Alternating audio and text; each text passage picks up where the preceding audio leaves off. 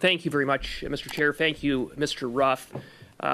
Perhaps you could help explain why this bill is necessary. You noted that you have a top secret security clearance arising from your service in the Canadian Armed Forces. Is it accurate or fair to say that as a sitting member of Parliament, unless you had a security clearance from a prior career or are one of the handful of members appointed to NSCOP, as you serve on NSCOP, the chances of getting a secret security clearance or any security clearance are close to nil?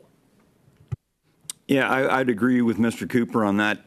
His sort of summary here is that it goes back to the principles around how we protect classified information in this country, and it is this need-to-know principle. And as I highlighted in my opening remarks, there's really two tests.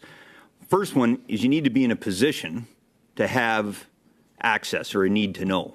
And that's where myself as a previous member of the Canadian Armed Forces, I had a right to, not a right, I was required to apply for a secret security clearance. And then once I moved into positions where I required top secret security clearance, I was then applied and was successfully got that.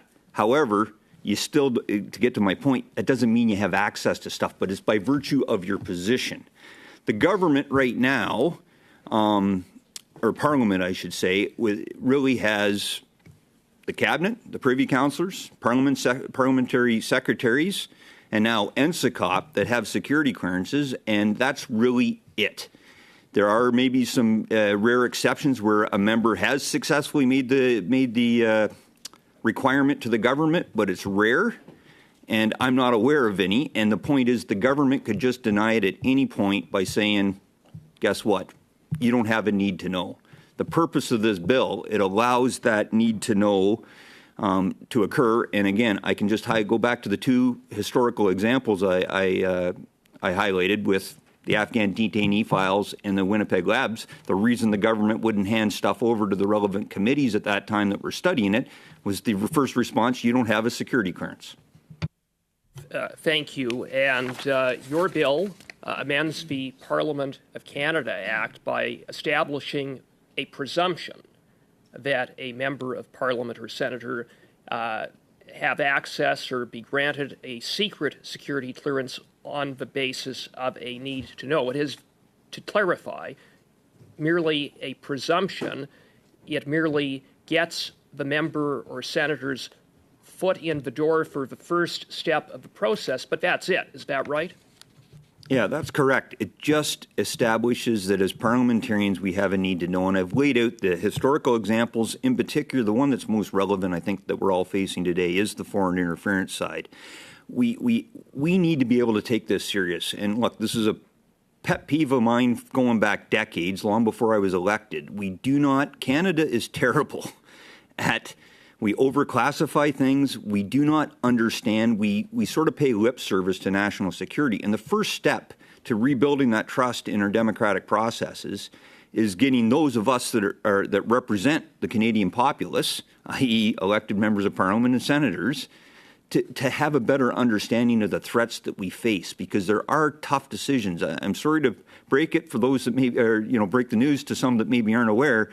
The world is actually getting more volatile and more complicated than we've ever seen. And the first step to us addressing that is us becoming smarter here and more educated in Parliament.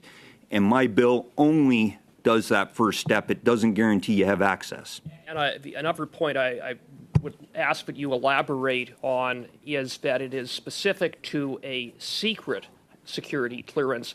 That is different than, for instance, a top secret security clearance. So can you perhaps explain what a secret security clearance is relative versus a top secret security clearance, and the rationale for specifically selecting a presumption in favor of a secret security clearance for members and senators? Yeah, good question. I mean, anybody, 90 seconds here, Mr. You can Google the Treasury Board Secretariat rules to explain what's the difference between enhanced reliability, confidential, secret, top secret. But here's in a nutshell the easiest way to break it down. 95, in my estimate, 95% of the intelligence that needs to be shared amongst any government department or parliamentarians is never above the secret level.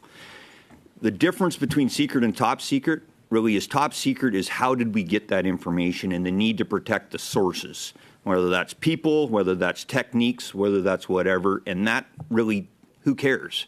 We need to know what the crux of the information is, and that's why secret is the appropriate level. And again, the resources required to communicate at the top secret level is very costly. I mean, I can go into length on where we lack on just classified communication systems in this country if it comes up in another question.